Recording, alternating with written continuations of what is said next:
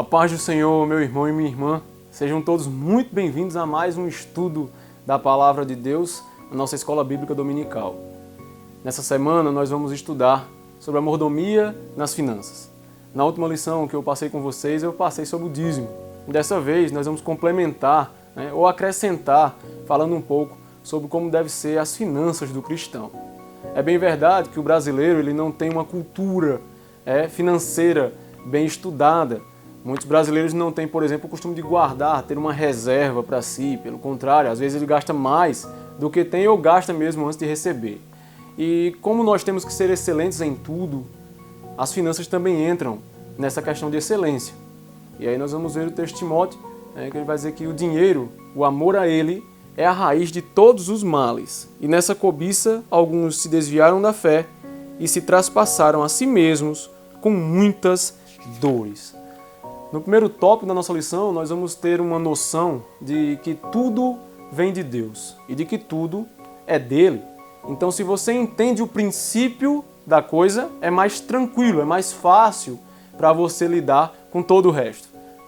Quando você entende que tudo é de Deus, então você não vai ter aquilo como seu, propriamente dito. Você vai ter aquilo como uma gratidão a Ele.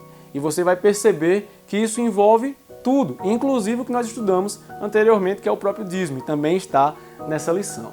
Quando nós vemos que tudo é dele e nós temos que ser uma árvore frutífera, e nós temos que ser o braço do aflito, nós também vamos entender que não podemos amar a moeda. Nós temos que usá-la da melhor forma possível para a glória do reino e para a glória de Deus. Nós vamos ver também, por exemplo, o trato com o dinheiro, como é que nós devemos tratar isso. Algumas pessoas fazem do dinheiro um Deus, fazem dele a sua marca primordial. Não é à toa que eles se tornam ferrenhos avarentos. A avareza é um pecado bem silencioso. Você não tem como conhecer um avarento a menos que você o coloque em uma situação em que ele tenha que abrir mão de sua carteira.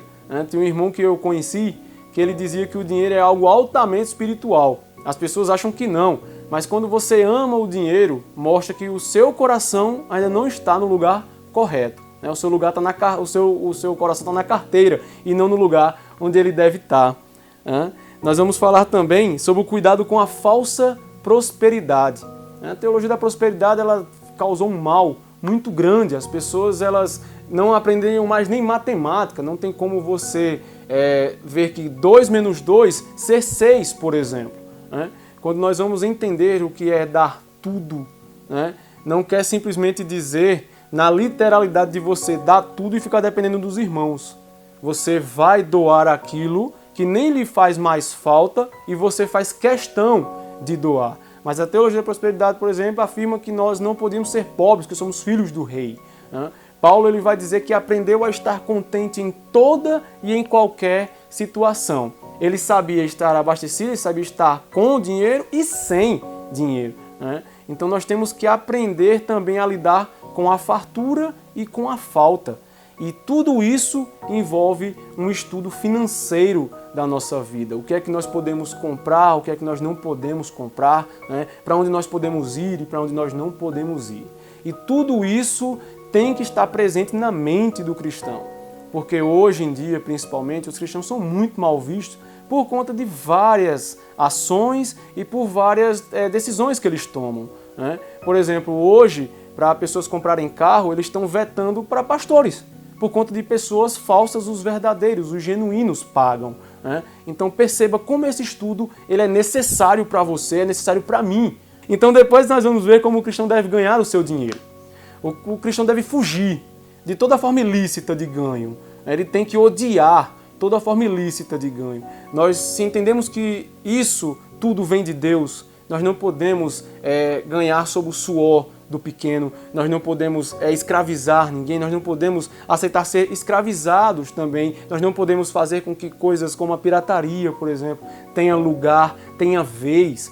Quando nós usufruímos dessas coisas, nós estamos desonrando a Deus com as nossas ações. Tá? No segundo ponto, nós vamos ver também fugir das práticas ilícitas. Como eu citei agora, a pirataria é uma delas. E ela é às vezes até bem vista. Pessoas que transmitem coisas tem direitos autorais, tem tudo, e as pessoas simplesmente não ligam para isso. E até ganham dinheiro com isso, né? Pirateando CD, pirateando músicas, pirateando livros. Então, assim, devemos tomar cuidado para que o nosso enriquecimento não seja a nossa própria ruína, né? Então, toda forma ilícita para o cristão deve ser evitada. E por último, nós vamos falar sobre fugir da avareza. A avareza é amor ao dinheiro, é quando você é o chamado amarrado. Você ama mais o dinheiro do que as pessoas. Então, se você tiver de escolher entre sua família e o seu dinheiro, você vai escolher o seu dinheiro, como o tio Patinhas, por exemplo. Então, nós temos que fugir disso, porque quando nós somos avarentos, todo o resto numa congregação vai ser pesado para nós. Porque nós vamos saber que temos que devolver os dízimos e dar ofertas. E o avarento odeia isso. Ele vai questionar isso constantemente. Por que é que eu tenho que fazer isso? Por que é que eu tenho que fazer aquilo outro? Porque ele ama mais o dinheiro do que as pessoas. E no último ponto, como o cristão deve utilizar o seu dinheiro. Isso é bem prático. Nós temos que entender o que aprendemos na outra lição, agora colocar mais em prática, as ofertas e os dízimos como uma prova de nossa gratidão e retribuição ao reino, certo? Sabendo que nada merecemos e que se recebemos, a nossa função é ser o braço daquela pessoa que não pode andar, ser as pernas do coxo, os olhos do cego, como dissemos na outra lição. Nós temos que entender também,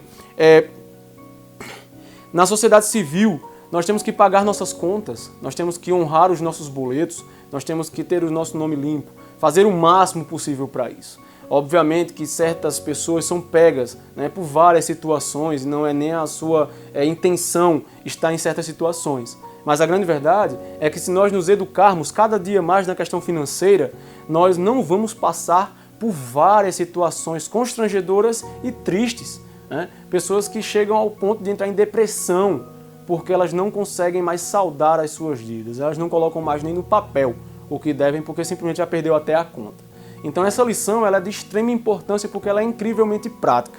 Você pode colocar ela em todo o seu dia. É bem sabido que colocar as contas no papel demora muito tempo. E para quem não é acostumado, chega até a ser doloroso. Mas quando você exercita isso, o seu cristianismo melhora. E você pode ainda não entender o que é que dinheiro e cristianismo têm a ver.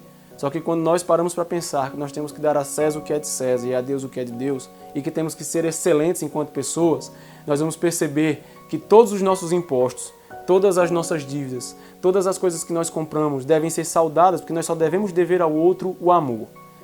E a Deus principalmente, porque quando nós pecamos e as outras pessoas de fora percebem isso, os que não são da igreja falam contra nós. E não é contra nós, eles falam contra o Evangelho.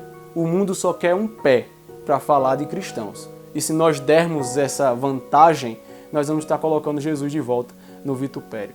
Então que neste domingo, todos nós coloquemos mais uma vez em prática as maravilhosas lições que a palavra de Deus nos traz. Que nós possamos ser de fato cristãos excelentes em tudo, inclusive nas finanças. Que Deus nos ajude, hoje e sempre. Amém.